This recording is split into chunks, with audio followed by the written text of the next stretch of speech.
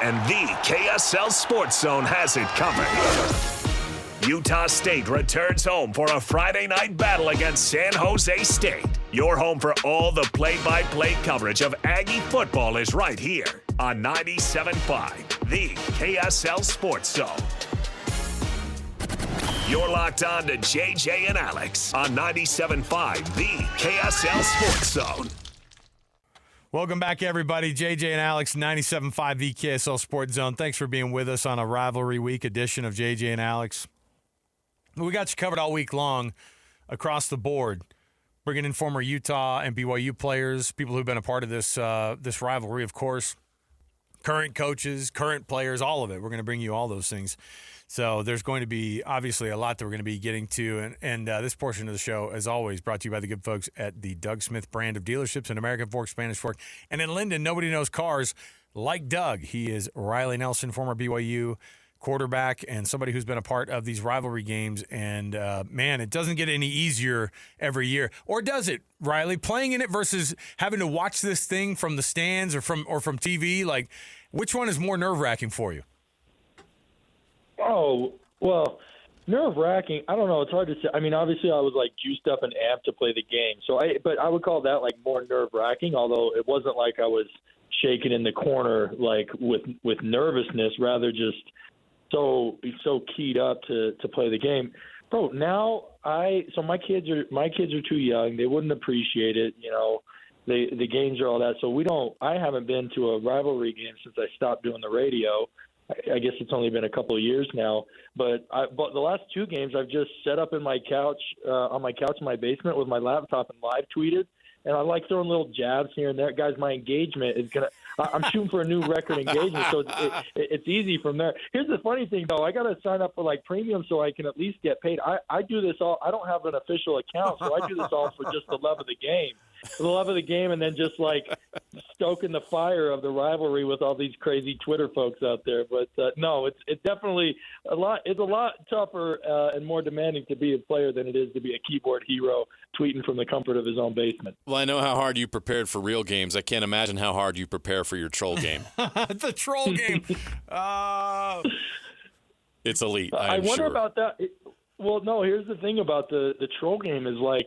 I do have a lot of, like, natural troll in me, and I think back to my time, and I just let it flow. It's just so instinctual. I think back to my times as a player, and, like, because it was a rivalry, and you didn't want to screw it up, yeah, and you wanted to be like, you so wanted to be like. I look back, and I especially remember, you know, I played against a defense with Starlo Tulele and Kruger and, like, all these guys, and it was at Utah, and I remember, like, just the amount of film that I was going over. Then I got there. And, like, I would have these plays. I would be pre-snap looking at our defense, and I'd be, like, rolling over these plays and blitzes and stunts that they were rolling, like, from film all the while we're trying to hike the ball. In other words, I say, like, I wish my real game, if I could go back 13 years, I'd let my real game mirror my troll game. My troll game, I sit down and I just let the fingers do the work. I probably over-engineered. I probably over-prepared a little bit for the actual rivalry. It'd be interesting to see what would have happened if I would have just let the natural instinct come out in that game. But no, it's the greatest week of the football season without question. Well, Riley, we go into this one, and it hasn't been since 2009 that BYU and Utah are ranked going into this rivalry game.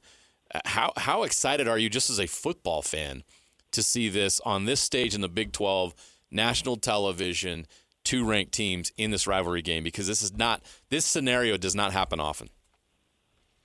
Yeah, this is the best, and we got one of the I think it's the Fox pregame shows coming in. Yep. So all eyes on it, and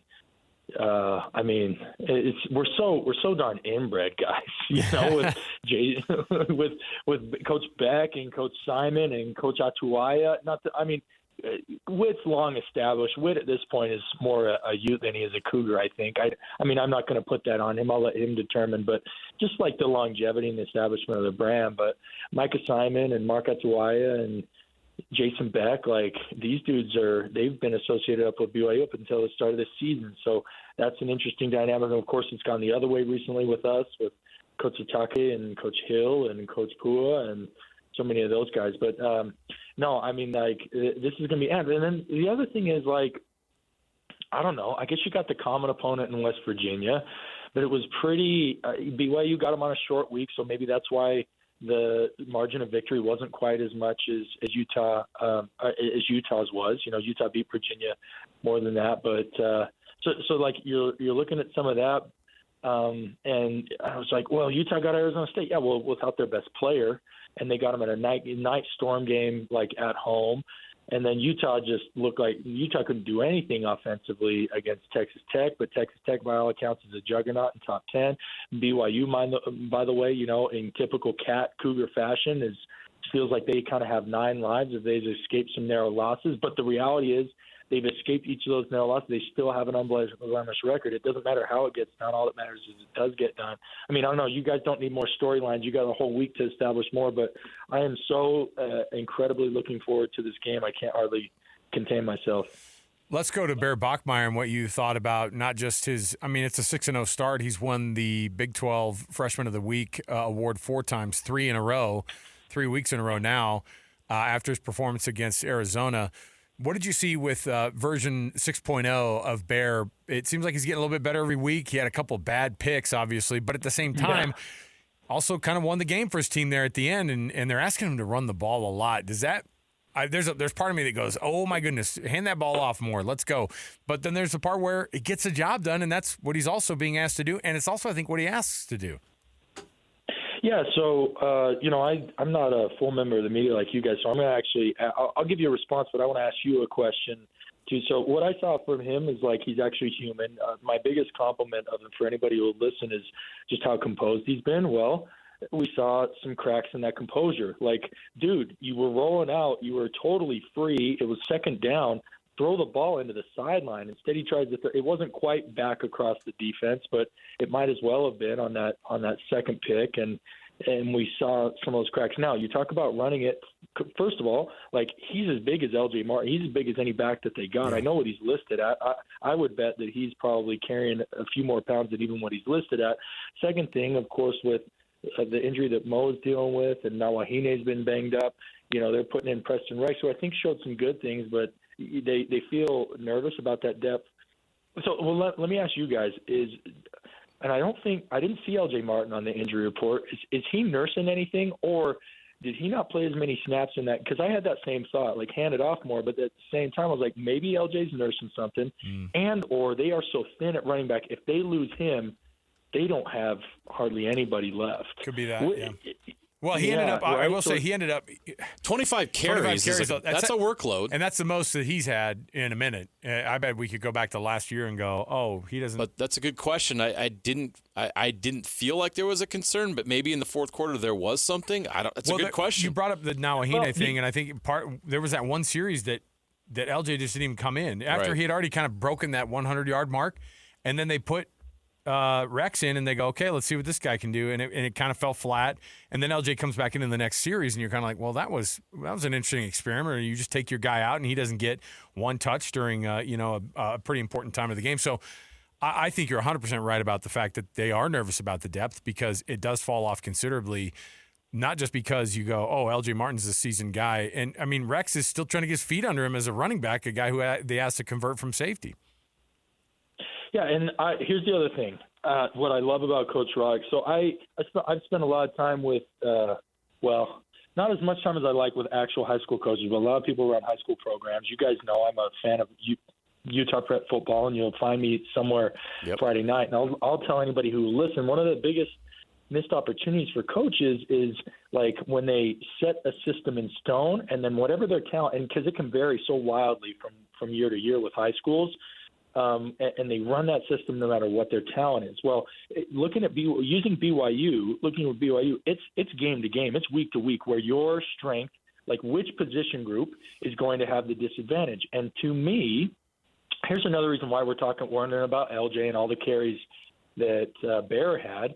Is to me that our offensive line versus their defensive front was BYU's main advantage.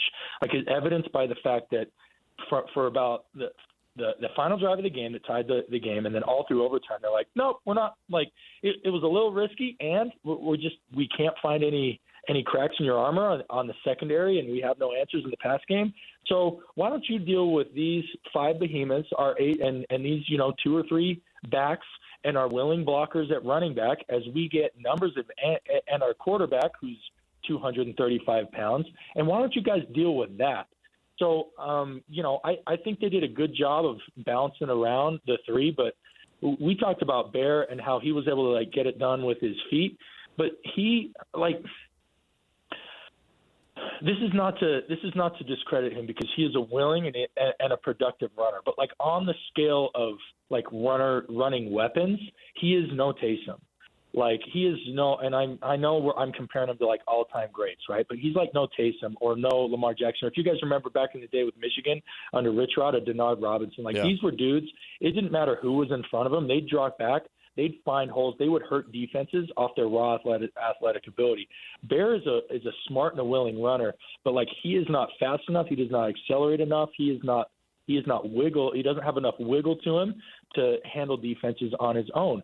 All of his run opportunities and run production was created by those 7, those 5 linemen, those couple tight ends, H-backs, and those running backs being willing to go out, get targets, and move bodies and create running lanes. Now, he was smart. So that's where I say I'm not – you can only – look, you can't sit here lamenting that he doesn't have Taysom Hill or Lamar Jackson's DNA, right? You can only grade him on the tools that he had. And the tools that he has is a great offensive line, a play caller who's willing to put him in situations where he can be productive, and then him to go out and be productive in those situations, meaning to identify the lanes, to get into those lanes and keep those sticks moving forward time after time. And that was amazing to me. I said I'm going to pat myself on the back a little bit here. I said going into that game, BYU's ability to establish the run was going to be the difference of whether they won or lost down in Tucson, and that proved to be the case, as evidenced by that final game-tying drive and all throughout the 2 overtimes.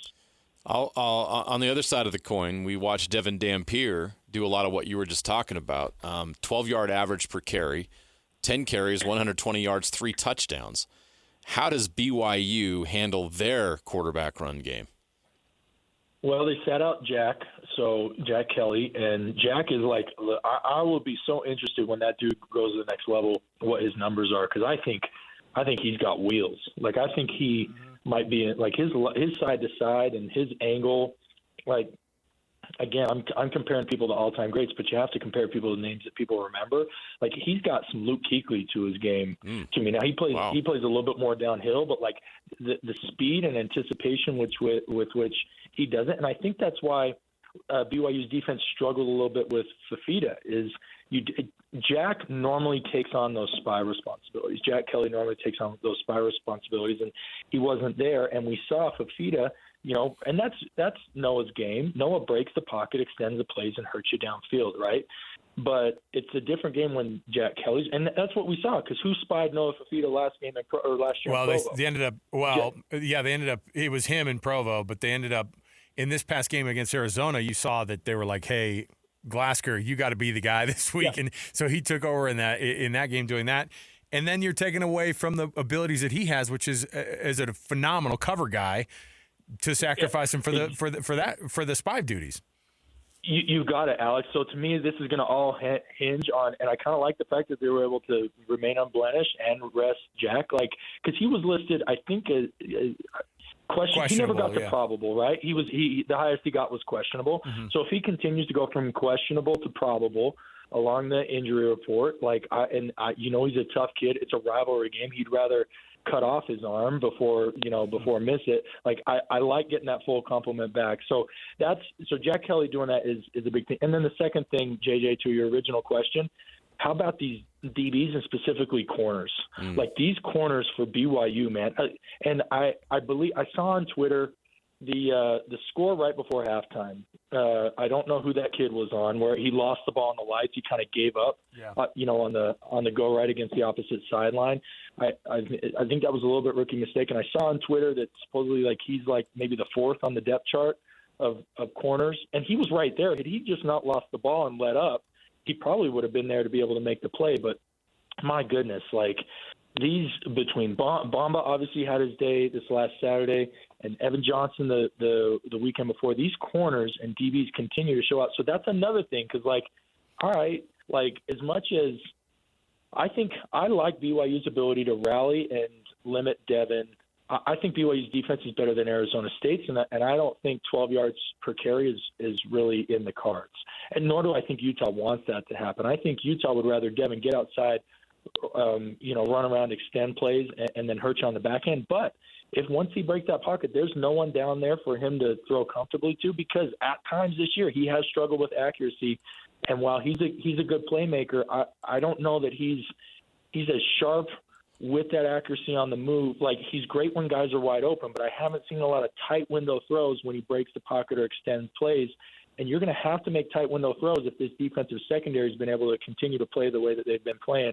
So when you combine those DBs, just making those windows that much smaller, and you get Jack Kelly back, who should have some. Look, the other thing is, we're talking about his shoulder. Guess what you don't need to chase a running quarterback? He's going to have fresh legs, all right? He may not be able to punish him as much because his shoulder's hurting, but he's sure going to be able to chase him down and force the ball out of his hand earlier and force him to make a decision. So that to me is a little bit where I like BYU's chances at. I don't think shutting down Dampier's in the cards, but I definitely think that limiting his production is something well within the realm of possibilities for this BYU defense. Riley Nelson, former BYU quarterback, of course, joining us here on the program, longtime contributor to the show as well. Riley, who was the guy that you feared and respected, I guess, maybe in the same breath, that you played against across from you, who wore that crimson? Yeah, it was. I mean, Star Lotulelei obviously goes. That was we shared senior years, 2012. Obviously, Star, I think he went 10th overall to Buffalo, maybe 13th. But anyway, early first round draft pick. Like, a nose guard completely altered our offense, meaning that we had to account multiple dudes to him on every play, and then that had ripple effects throughout our offensive game plan. We had to we had to change personnel groupings to make sure that we had the right help. It's like, all right, well, now that our guard has to be assigned to him together with the center, what are we going to do on the edge? All right, well, I guess we can't go single tight anymore. We got to go two tight ends in this personnel set. And all right, if we got to go two tight ends in this personnel set, it actually works out of this formation better. And so much. And crazy thing is, we do all of that for the game plan going in, and we get out there to play. And I still feel like he and I became best friends because he was picking me up off the turf for 20 plays of the game, if not more, right? So we do all that, and he still was able to just find his way. But it was a combination of just intensity, drive, motor, athleticism, also technique. The dude, it takes technique. We were running. We had some good linemen, back from guys who had been all conference in the Mountain West and all that, and they at least got.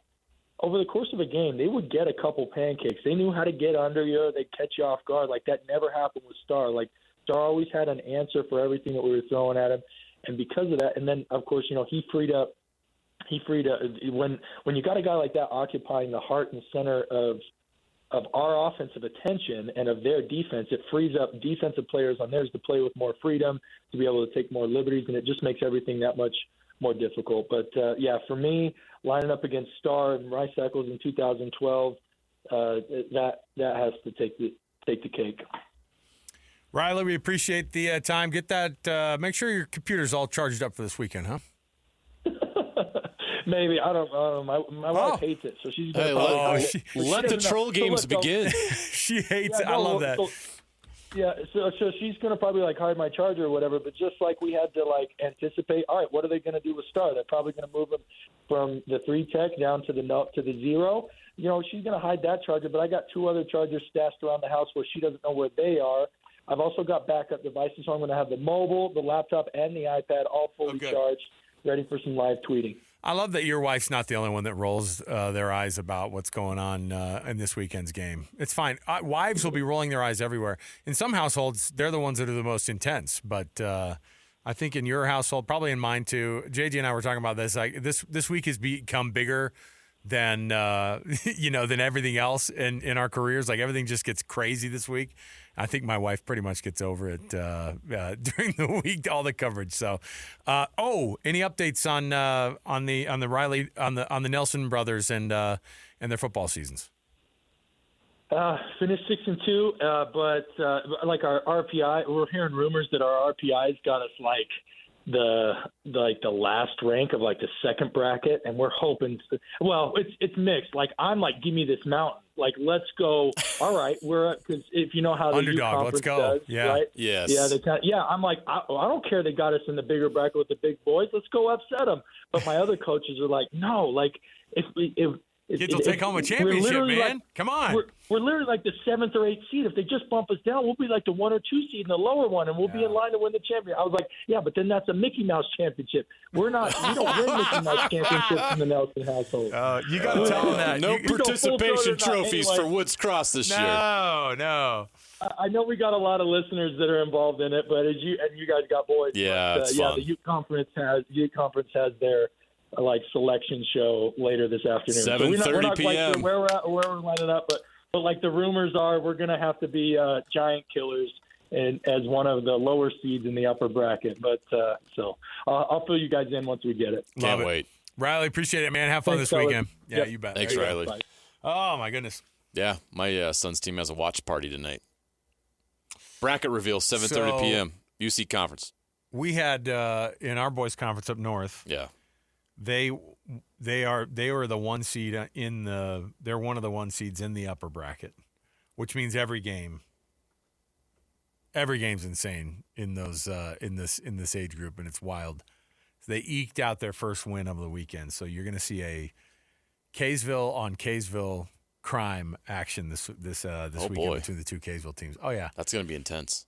it will actually be super annoying.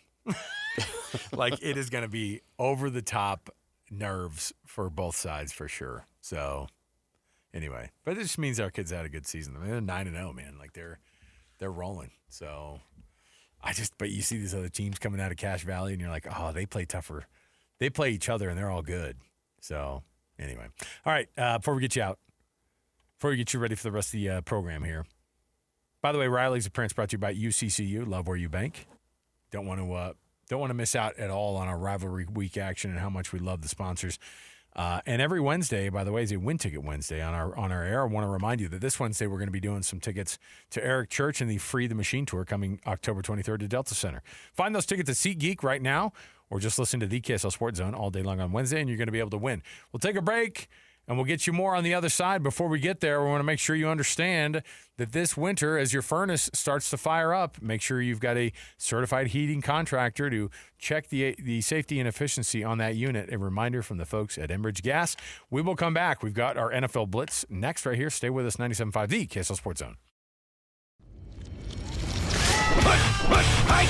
All the latest news and notes from the league and the locals in the NFL. JJ and Alex bring you the NFL Blitz on 97.5, the KSL Sports Zone.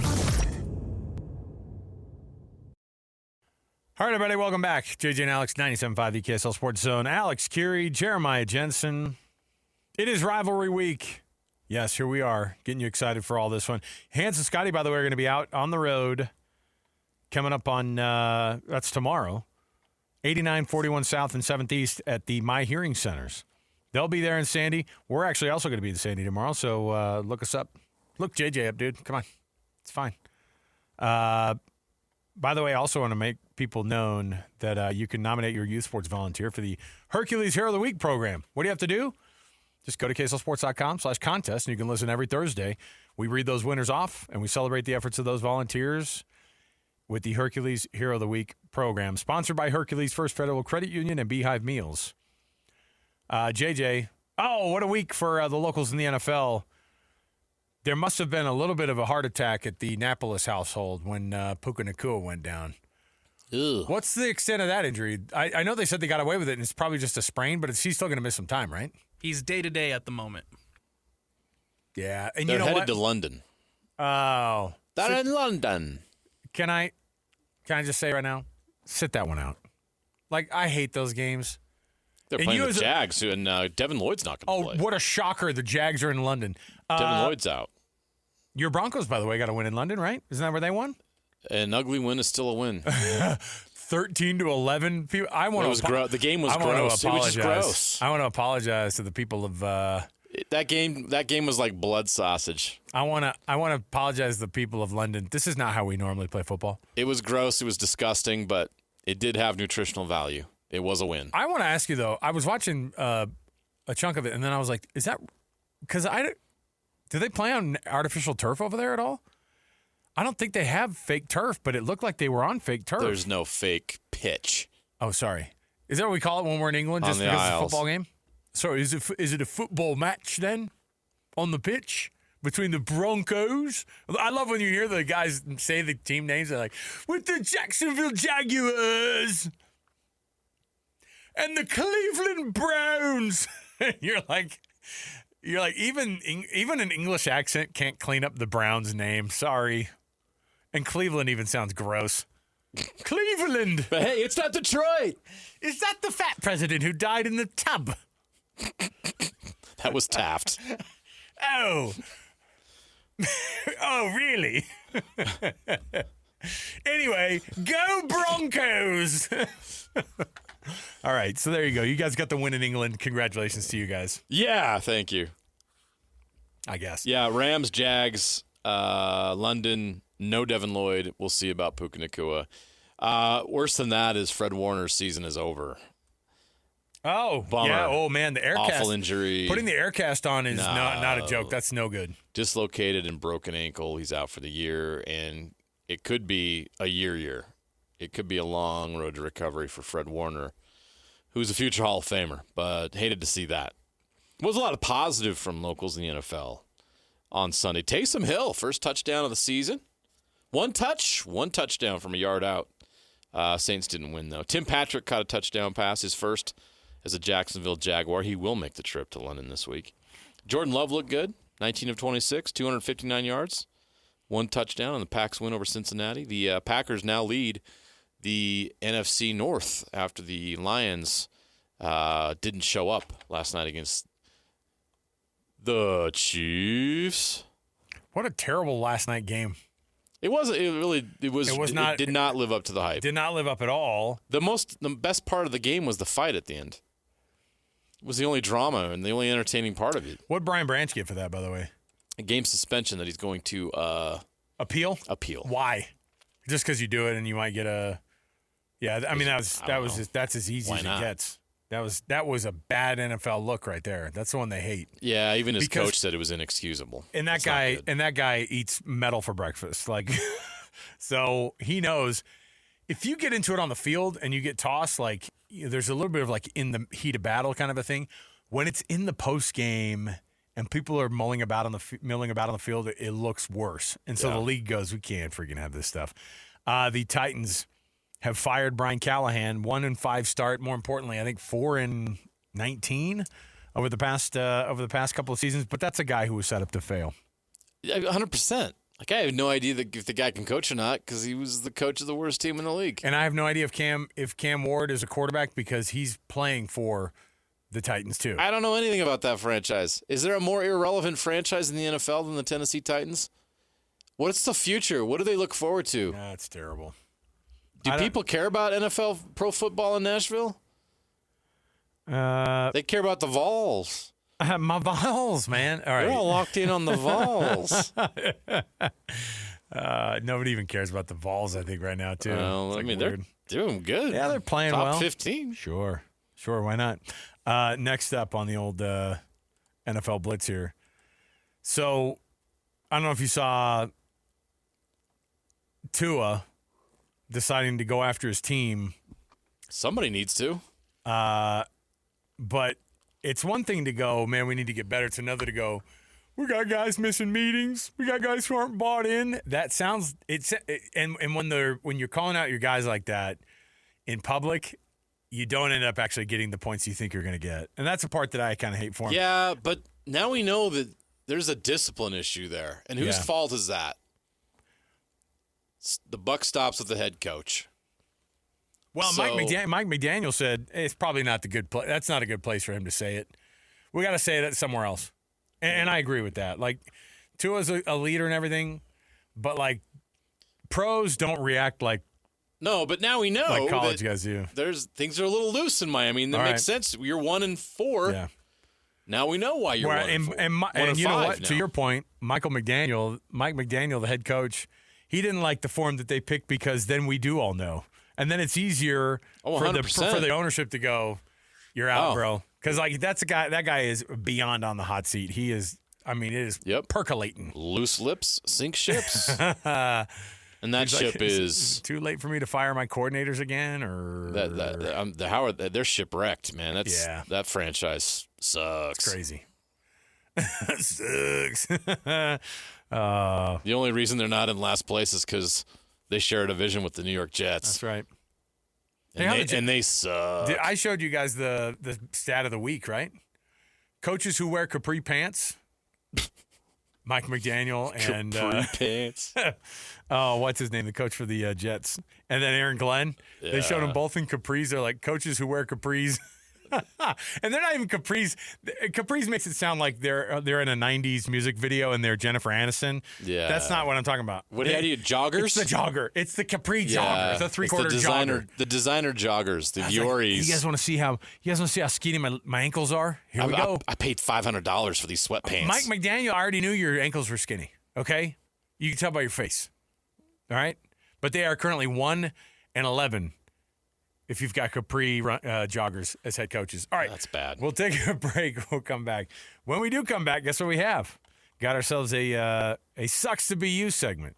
People who it sucks to be from over the weekend and beyond. And this portion of the show also brought to you by the good folks at Kenny J's Barbecue. Kenny J's Catering is where it's at. If you've got parties, luncheons, weddings, family get-togethers, holiday parties, rivalry week parties, call up right now. New catering clients get 10% off at Kenny J's. Kenny J's Barbecue. That's KennyJ's.com. KennyJ'sBarbecue.com. We'll come back. We got more to go around the corner. 97.5 the KSL Sports Zone. Fun. It makes a lot of sense. We're in the Big 12 together. It just makes sense that we should be in the same conference, and we should do this every year. Between the two teams, there's a lot of similarities statistically. Both rushing for roughly the same amount, throwing for roughly the same amount, scoring roughly the same amount. Defensively, there's a lot of similarities as well. Both in the upper third of the conference in most of the key stats, and so should make for a great matchup, and away we go. Holy War coverage on The Zone is presented by UCCU. Love where you bank. This is 97.5, the KSL Sports Zone. Welcome to the program. Yeah, it sucks to be some of these players across the leagues that we cover in pro, semi-pro, and at the collegiate level, whatever you want to call them now. But here inside this studio, everything's amazing, right? Somebody shut your mouths, all right? It's fine here. Everything's fine, kids. All right, JJ, we got lots to jump into with our Sucks to Be You segment. Tons going on. Hey, by the way, to start it off, though, let's give out – it doesn't suck to win stuff. So let's get you winning something right now. DJ and PK every Monday morning give out their Hercules – or not the Hercules – their Rocky Mountain Chevy Dealers Play of the Week. And what do? They give out the play that they pick as the one that was the biggest play over the weekend, and then you call in right now, and if you could tell us what that game was or what that play was, you get yourself a $20 Amazon gift card for your troubles, and it's all courtesy of the folks at the Rocky Mountain Chevy Dealers, America's fastest-growing full-line brand, Rocky Mountain Chevy Dealers. So give me what the Rocky Mountain Chevy Dealers play of the weekend was. 801-575-ZONE. That's 801-575-ZONE. 801-575-9663. That's 801-575-ZONE. Any clues?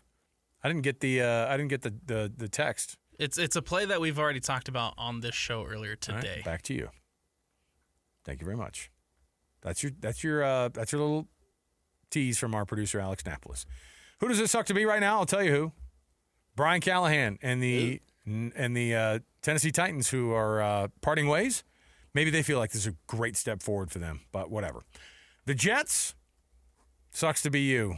What are they, 0-7 now? 0-6? 0-6. They are the only winless team in the NFL. I think Aaron Glenn had to admit, too, that Justin Fields is definitely taking a step backward as a starting quarterback. He had negative passing yards this weekend. Not good. James Franklin and Penn State, Sucks to be both of those institutions. I think it sucks to be Penn State more. James Franklin, although his heart's broken, I've never seen a coach probably get fired that their heart's going to get broken more. You know what I mean? Yeah, but he's got $50 million to get over it. Oh, you're saying to pat the tears dry? Yeah. He can dry those tears with his Benjamins. With his huge money pillow. $50 million. Yeah. I think it worked out to Trent Bray of Oregon State did not get a $50 million buyout. Oh, poor guy. Although He's out, by the way, he'll probably get a wherever James Franklin ends up. Bray's going to get a gig with him. Wasn't he his former offensive coordinator there? I didn't know that, At but Penn that's State? I'm possible, pretty sure. I guess. Why? Hey, James Franklin going to go coach Oregon State? No. I'm saying he's going to go someplace. James Franklin's going to get hired, right? He's going to go to a big program. Yeah, but where? I don't know. But he'll take Bray with him because they had a success. They had Okay. a pretty successful run there. Bray is not a good head coach. No. Things did not go well at Oregon Great State. OC, And I know they're in a question tough mark. spot. That's Who a knows? tough spot. Sucks to be Nebraska. Now, they're in the top 25. They're playing really, really good football. So why does it suck? Well, I'll tell you why. Because former Penn State alum and their current head coach, Matt Rule, Oh, boy. is already taking questions at the podium, and he's not saying no, which makes an administration just absolutely nuts. You know he wants Penn State. Does Penn State want him? That's a good question. I don't know. They're desperate at this point, right? And you'll make dumb decisions, and they will. Like, what are the available coaches right now? Great coaches don't grow on trees. Yeah, that's I mean, true. what, they think they're going to go and get Nick Saban? Sucks to be Tiger Woods, his 7th back surgery. Oh, jeez. I think we're probably. At what point do you just I think we all send him a get well card and say happy retirement Man. all at the same time. Just enjoy it, man. Well, the one great thing about golf is it's one of those things you can play forever, and there's Hey, there's senior tour and stuff like that. If go you still play- wanted to stay competitive, Go play at the Masters every year. could you go see play the Tiger Masters Woods every on year. the senior tour? No, but I can see him going in and actually being like, Fred Couples got nothing on me. I'm going to come in and compete every dang year Right. till I'm 65. But I mean, he's at the point where he Right. can. But everything else, What can he do? right? Everything else, come on, just let's stifle it. Sean Dursey out 4 to 6 Hated to weeks. hear this. I He feel was like it was we a repeat cursed of him. last year, right? We just talked to Bill Armstrong on the show. Hey, looks like you're Coach Turney. Looks like you guys are relatively healthy here going into the Yeah. season. You know, you guys are really going to take off, and here we are. Boom, first week of the season. Sean Dursey's out again. But here's why you shouldn't feel as bad. Their defensive lines are that blue line is way better That's true. than it was last year at this time. Durs went 4 games and went out last year. Remember? Right. That's what I'm saying. It feels like a Goes repeat. 2 games and is out again. And that is tough, but I think that they've bolstered that blue line well Yeah, enough in there's- the offseason to feel like they're in a better spot. He's one of the guys on the team that's a leader. He's a glue guy, if you want to use the term. I don't know. Like he's one of those guys that really matters more than his actual skill level in play. Like he brings something to that team that's even more than that. And they're going to miss him while he's out a whole month. We'll see if it impacts. You're right. They have the depth this year, but you still miss some of those intangibles that he brings to the lineup. All right, we've got to take a break here. We'll come back. Before we do, I want to mention that Doug Smith and the Doug Smith brand of dealers brings you this portion of the program. Chevy, Jeep, Dodge, Ram, Kia, Subaru, and now Mitsubishi in American Fork, Spanish Fork, and in Linden is where you can find the dealerships of Doug Smith. Nobody knows cars like Doug.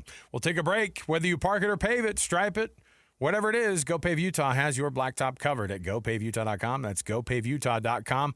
Call or visit now, gopavutah.com. We will come back around the corner, get you ready for Rivalry Week, and then get you ready for the Utah Mammoth. Short hour, next hour for us, but we'll get you ready for hockey next. 97.5 EKSL Sports Zone.